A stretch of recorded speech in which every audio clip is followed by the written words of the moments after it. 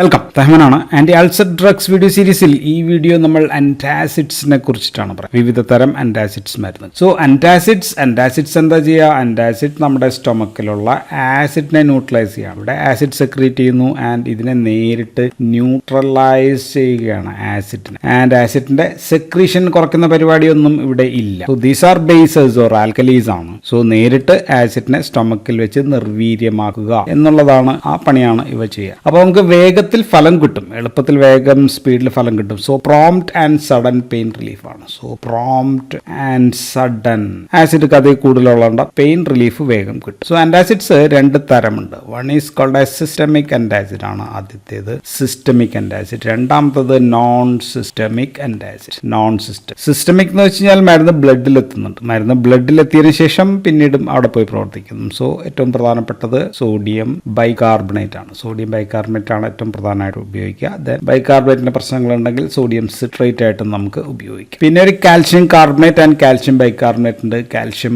Carbonate and calcium bicarbonate. ഇത് നമുക്ക് സിസ്റ്റമിക്കിലും പറയാം, നോൺ സിസ്റ്റമിക്കിലും പറയാം. കൂടുതലായിട്ട് ഓറലായിട്ട് കൊടുക്കുകയാണെങ്കിൽ നോൺ സിസ്റ്റമിക്കിലാണ് പറയാം. പക്ഷേ കാൽഷ്യം കാർബണേറ്റിന്റെ ഒരു പ്രശ്നം, this can get absorbed into the blood. ബ്ലഡിനകത്തേക്ക് കയറാം എന്നുള്ളതാണ്. സോ സിസ്റ്റമിക് ആക്ഷൻസ് കുറച്ച് ഉണ്ടാകും. അപ്പോൾ നോൺ സിസ്റ്റമിക്കിന്റെ പ്രത്യേകത എന്തായിരിക്കും? നോൺ സിസ്റ്റമിക്കിന്റെ പ്രത്യേകത ബ്ലഡിനകത്തേക്ക് കുറച്ച് കയറൂ, ബ്ലഡിനകത്തേക്ക് കയറുന്നില്ല, അല്ലെങ്കിൽ absorption into the body അത് വളരെ കുറവാണ്. അതിനാണ് നമ്മൾ നോൺ സിസ്റ്റമിക് എന്ന് പറയാ. നോൺ സിസ്റ്റമിക്കിൽ ഏറ്റവും പ്രധാനപ്പെട്ട ആൾക്കാർ ഒന്ന് അലൂമിനിയം കോമ്പൗണ്ട്സ് ആണ്, രണ്ട് magnesium compounds. So aluminium and magnesium compounds ആണ് പ്രധാനപ്പെട്ട. ഇനിയുള്ളത് അലൂമിനിയവും മഗ്നീഷ്യവും രണ്ടും ചേർന്ന കോമ്പൗണ്ട്സ് ഉണ്ട്, നമ്മുടെ ജലൂസിൽ ഡൈജീൻ പോലുള്ളവ.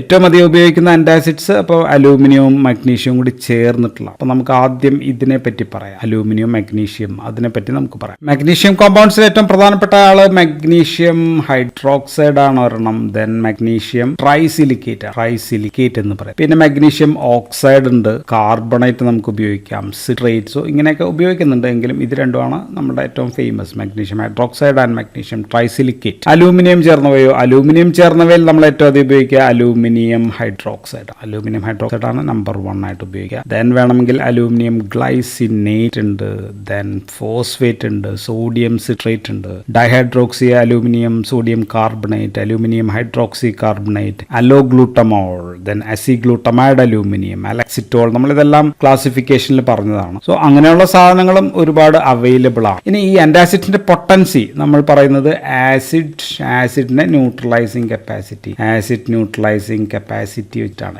ANC ആണ് നമ്മൾ പറയുന്നത്. സോ ഇത്ര ഗ്രാം മരുന്ന്, 1 ഗ്രാം മരുന്നാണെന്ന് കൂട്ടുക, ഇത്ര സമയത്ത് pH 3.5 അവിടം വരെ എത്തിക്കുന്നു. സോ അതിനാണ് നമ്മൾ മോസ്റ്റ് പൊട്ടന്റ് എന്ന് പറയാം. അങ്ങനെയാണെങ്കിൽ ഏറ്റവും മോസ്റ്റ് പൊട്ടന്റ് നോൺ സിസ്റ്റമിക് ആൻറ്റാസിഡിൽ ഏറ്റവും പൊട്ടന്റ് ഈസ് മഗ്നീഷ്യം ഹൈഡ്രോക്സൈഡ് ആണ് മോസ്റ്റ് പൊട്ടന്റ്. ഇനി ഈ ആൻറ്റാസിഡ്സിന്റെ എല്ലാം പ്രത്യേകത ഈ പറയുന്ന എല്ലാം തന്നെ നമുക്ക് ഗർഭിണികളിൽ കൊടുക്കാം. സോ പ്രഗ്നൻസിയിൽ നമുക്കിത് സേഫ് ആയിട്ട് കൊടുക്കാം, കുട്ടികളിലും നമുക്കിത് സേഫ് ആയിട്ട് കൊടുക്കാം. And mild case of ulcer അങ്ങനെയൊക്കെയുള്ള കേസസിലാണെങ്കിലും നമുക്കിത് കൊടുക്കാം. അൾസറിലൊക്കെ മൈൽഡ് കേസസിൽ മാത്രമാണ് നമ്മൾ ഉപയോഗിക്കുക. ആൻഡ് എല്ലാ ആൻറ്റാസിഡ്സിന്റെയും ഏറ്റവും പ്രധാനപ്പെട്ട പ്രശ്നം എന്താണെന്ന് ചോദിച്ചു കഴിഞ്ഞാൽ ദാറ്റ് ഈസ് റീബൗണ്ട് എന്ന് വെച്ചാൽ തിരിച്ചു വരുന്ന റീബൗണ്ട് ഹൈപ്പർ ആസിഡിറ്റി ആണ്. ആസിഡിറ്റി കൂടുതലായിട്ടാണ് തിരിച്ചു വരിക. മരുന്ന് കഴിക്കുമ്പോൾ നമുക്കൊരു സുഖം കിട്ടും, മരുന്ന് കഴിയുമ്പോൾ വീണ്ടും ആസിഡ്സ്. കാരണം ഇവിടെ ഈ ആസിഡ് പ്രൊഡക്ഷൻ കുറയ്ക്കുന്നില്ല എന്നുള്ളതാണ്. ഇവ എന്താ ചെയ്യുക? ന്യൂട്രലൈസ് ചെയ്യുമ്പോൾ നിർവീര്യമാകുമ്പോൾ സ്റ്റൊമക്കിന്റെ pH ഇവിടെ എത്രയാകും? ആസിഡിക് pH എന്നുള്ളത് മോർ ആൽക്കലൈൻ ആകും. അപ്പോൾ 4 കഴിയുമ്പോഴത്തേക്കും 4 മുകളിലേക്ക് പോകുമ്പോഴത്തേക്കും ഇവിടെ നിന്ന് ഗ്യാസ്ട്രിൻ കൂടുതലായിട്ട് റിലീസ് ചെയ്യും. ഗ്യാസ്ട്രിൻ കൂടുതലായിട്ട് വന്നിട്ട് HCl സെക്രീറ്റ് ചെയ്യാനായിട്ട് പറയും. സോ അതിനെയാണ് നമ്മൾ പറയാ റീബൗണ്ട് ഹൈപ്പർ ആസിഡിറ്റി എന്ന് നമ്മൾ പറയുന്നത് ഇതിനാണ്. ഇനി ഈ മഗ്നീഷ്യം കോമ്പൗണ്ട്സ് ആണ് വേഗത്തിൽ പ്രവർത്തിക്കുക, ഫാസ്റ്റ് ആക്ടിങ് എന്ന് പറഞ്ഞു കഴിഞ്ഞാൽ ഇതാണ്. പക്ഷെ അലൂമിനിയം ഹൈഡ്രോക്സൈഡ് നമ്മൾ പറഞ്ഞത് പതിയെ മാത്രമാണ് പ്രവർത്തിക്കുക. ഇത് പതിയെയാണ് പ്രവർത്തിക്കുക. പക്ഷെ സസ്റ്റൈൻഡ് തുടർച്ചയായിട്ടും ദീർഘനേരവും ലോങ് ആക്ടിങ് ആണ് അലൂമിനിയം പോലുള്ള കോമ്പൗണ്ട്. ആൻഡ് മഗ്നീഷ്യം ചേർന്നവയ്ക്ക് ലാക്സേറ്റീവ് എഫക്റ്റ് ആണുള്ളത്, ഫലമുണ്ട്. അപ്പോൾ വയറിളക്കം ഉണ്ടാകാം, ഇൻക്രീസ്ഡ് GI മോട്ടിലിറ്റി വർദ്ധിപ്പിക്കാനായിട്ട് പറ്റും. പക്ഷേ അലൂമിനിയം ചേർന്നവയോ ഇവ ഉണ്ടാക്കുന്നത് ലാക്സേറ്റീവ് അല്ല, ഇവ നേരെ ഓപ്പോസിറ്റ് കോൺസ്റ്റിപ്പേഷൻ ആണ് ഉണ്ടാക്കുക. ആൻഡ് ഡിക്രീസ്ഡ് GI മൂവ്മെന്റ്സ് ആണ് ഇവ ഉണ്ടാക്കുക, ഇൻറ്റെസ്റ്റൈനൽ മൂവ്മെന്റ്സ്. ഇനി മഗ്നീഷ്യം ചേർന്നാലും അലൂമിനിയം ചേർന്നാലും റീനൽ ഫെയിലിയർ ഉള്ള ആൾക്കാരിൽ ഇത് രണ്ടും അത്ര നല്ലതല്ല എന്നുള്ളതാണ്. ഇനി അലൂമിനിയം ചേർന്നവ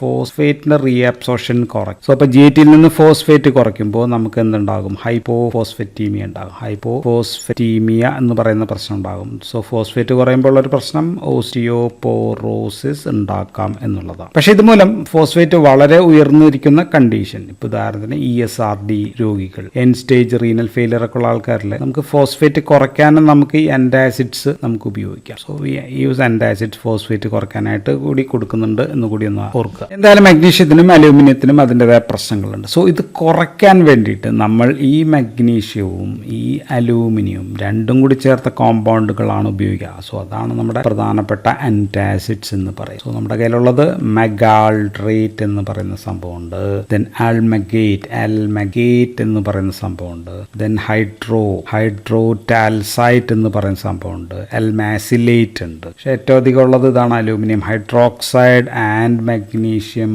കാർബണേറ്റ് ഡ്രൈഡ് ജെൽ നമ്മുടെ കയ്യിൽ, ഡ്രൈഡ് ജെൽ. സോ ഇതാണ് നമ്മൾ ഉപയോഗിക്കുക. സോ നമ്മുടെ സാധാരണ ആന്റാസിഡ്സ് ആയിട്ടുള്ള ജലൂസിൽ, ഡൈജീൻ തുടങ്ങിയ എല്ലാം നമ്മൾ നോക്കിക്കഴിഞ്ഞാൽ ഈ മഗ്നീഷ്യവും അലൂമിനിയം ഒക്കെ ചേർന്നിട്ടുള്ള സംഭവങ്ങളാണ് ആന്റാസിഡ്സ് ആയിരിക്കും ഉണ്ടാകും. അപ്പം എന്താണ് ഗുണം എന്ന് വെച്ചാൽ മാഗ്നീഷ്യത്തിന്റെ വേഗത്തിലുള്ള ഫാസ്റ്റ് ആയിട്ടുള്ള ആക്ഷൻ നമുക്ക് കിട്ടും, അലൂമിനിയത്തിന്റെ പതിയെ ലോങ് ആക്ഷനും നമുക്ക് ഇതും കിട്ടും.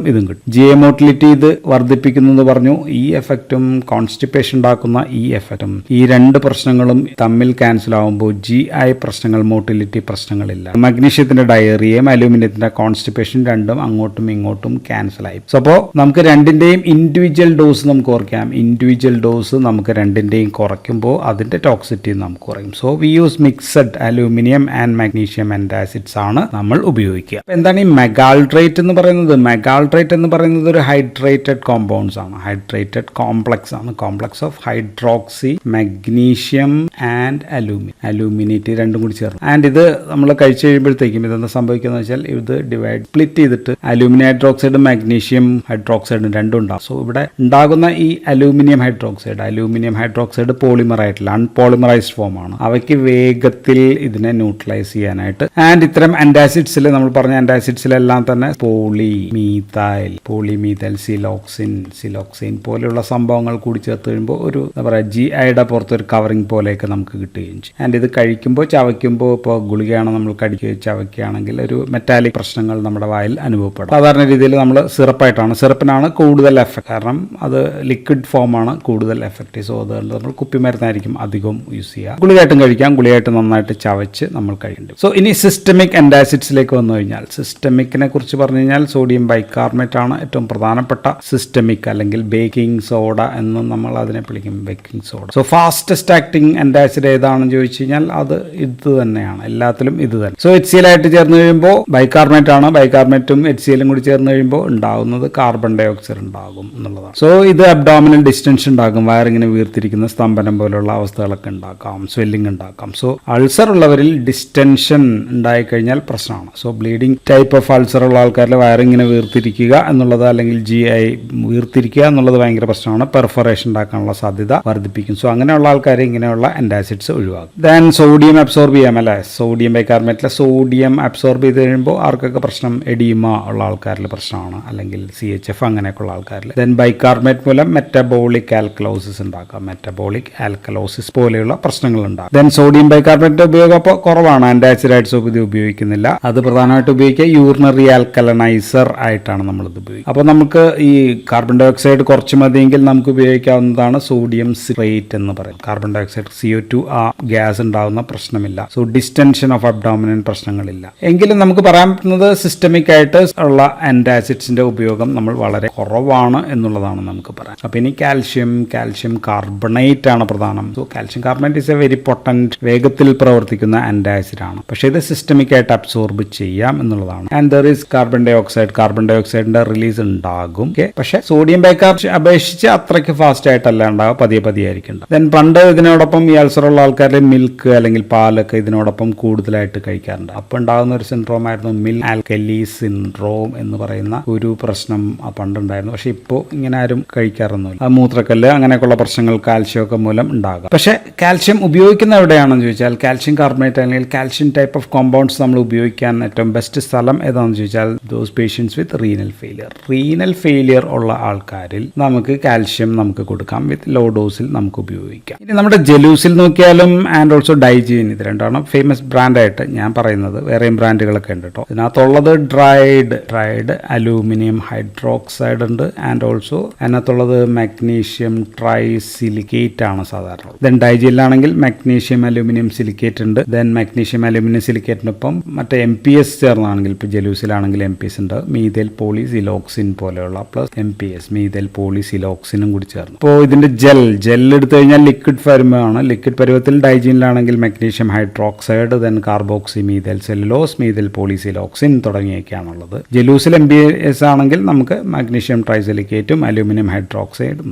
ദെൻ മീഥൈൽ പോളിസിലോക്സൈൻ തുടങ്ങിയൊക്കെ നമുക്ക് കാണാം. ഇനി വേറെ ഇഷ്ടംപോലെ ബ്രാൻഡ് ഉണ്ട്. ഇപ്പോൾ മുക്കെയിനകത്ത് ഒരു അനസ്തെറ്റിക് കൂടി ഓക്സിക്കെയിൻ എന്ന് പറയുന്ന ഒരു അനസ്തെറ്റിക് കൂടി ഉണ്ട്. അതുകൊണ്ട് തൊണ്ടയ്ക്ക് ഒരു സുഖം കിട്ടുന്നതാണ്. ദെൻ ആലുജെൽ ഉണ്ട്, ദെൻ അസിഡിൻ, ആൽമാക്സോ അങ്ങനെയൊക്കെയുള്ള ഒരുപാട് പ്രോഡക്ട്സ് കൂടി അവൈലബിൾ ആണ്. ആന്റാസിഡ്സ് എപ്പോഴാണ് കഴിക്കേണ്ടതെന്ന് വെച്ചാൽ ഒരു ഭക്ഷണശേഷം ആഫ്റ്റർ ഫുഡ് ഒരു 1 to 2 hours ശേഷം കഴിക്കുന്നതാണ് ഗുണകരം. രാത്രി കഴിച്ചു കഴിഞ്ഞാൽ നമുക്ക് ബെഡ് ടൈം കിടക്കുന്നതിന് മുമ്പ് കുറച്ച് മുമ്പ് കഴിച്ചു കഴിഞ്ഞാൽ അപ്പോഴും കൂടുതൽ നേരം ഫലം കിട്ടും. കാരണം ഫുഡ് ഇൻഡ്യൂസ് HCl റിലീസും അതിനുശേഷം ആന്റാസിഡ്സ് കൊടുത്തു കഴിഞ്ഞാൽ കുറയും എന്നുള്ളതാണ്. ഭക്ഷണത്തിന് മുമ്പ് കഴിച്ചു കഴിഞ്ഞാൽ പെട്ടെന്നൊരു എഫക്റ്റ് സുഖമൊക്കെ കിട്ടും, പക്ഷേ അതിനുശേഷമുള്ള എഫക്റ്റുകൾ ഉണ്ടാവത്തില്ല. കാരണം ഇതിന് GIയിൽ കുറച്ച് നേരമേ ഉള്ളൂ ആക്ഷൻ. ആൻഡ് ഇനി ആന്റാസിഡ്സിനൊപ്പം നമ്മൾ സാധാരണ കഴിക്കാവുന്ന മരുന്നുകളാണ് H2 ബ്ലോക്കേഴ്സ്, നമ്മൾ കഴിഞ്ഞ വീഡിയോയിൽ പറഞ്ഞ റാൻറ്റിഡിൻ, അതിന് മുമ്പത്തെ വീഡിയോ പറഞ്ഞ പ്രോട്ടോൺ പമ്പ് ഇൻഹിബിറ്റേഴ്സ്, ഒമിപ്രസോൾസോ ഇങ്ങനെയുള്ള മരുന്നുകൾ നമ്മൾ ഒരുമിച്ച് കൊടുക്കരുത്. ഒരു അരമണിക്കൂർ ഗ്യാപ്പ് എങ്കിലും കൊടുക്കണം. ആൻഡ് റാൻറ്റിഡിനും അങ്ങനെ തന്നെ ഉണ്ട്. ഇനി മറ്റ് മരുന്നുകൾ, ധാരാളം മരുന്നുകൾ, ഇപ്പോൾ ഉദാഹരണത്തിന് ടെട്രാസൈക്ലിൻ, ഫ്ലൂറോക്കിനലോൺ, ഇപ്പോൾ സിപ്രോഫ്ലോക്സാസിൻ പോലെയുള്ള മരുന്നുകൾ,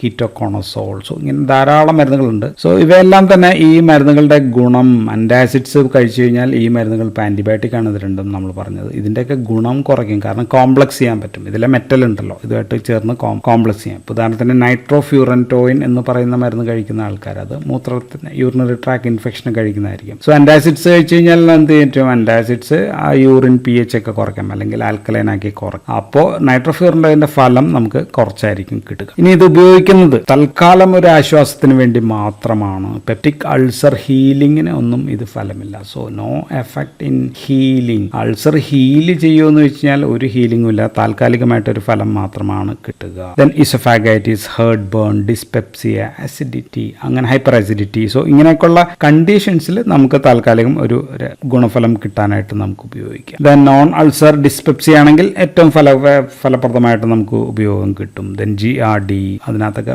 സിംറ്റമാറ്റിക് ആയിട്ടുള്ള ഫാസ്റ്റർ റിലീഫ് കിട്ടും എന്ന് മാത്രമേ ഉള്ളൂ. സോ ഓൺലി ഫോർ റിലീഫ്, താൽക്കാലികമായിട്ടുള്ള റിലീഫിന് വേണ്ടിയാണ് നമ്മൾ ഉപയോഗിക്കുക. ഈ അസുഖമൊന്നും ഇല്ലാതെയാക്കുന്ന മരുന്നല്ല ഇത്. ഉള്ള ആസിഡിനെ ന്യൂട്രലൈസ് ചെയ്യുന്നു. ആസിഡ് പ്രൊഡക്ഷനോ ഒന്നും കുറയ്ക്കാത്ത മരുന്നാണ്. താൽക്കാലികമായിട്ട് പക്ഷേ ആൾക്കാർ വൈഡായിട്ട് ഉപയോഗിക്കുന്ന മരുന്നാണ് antacid. So it's all about antacid. So thank you for listening.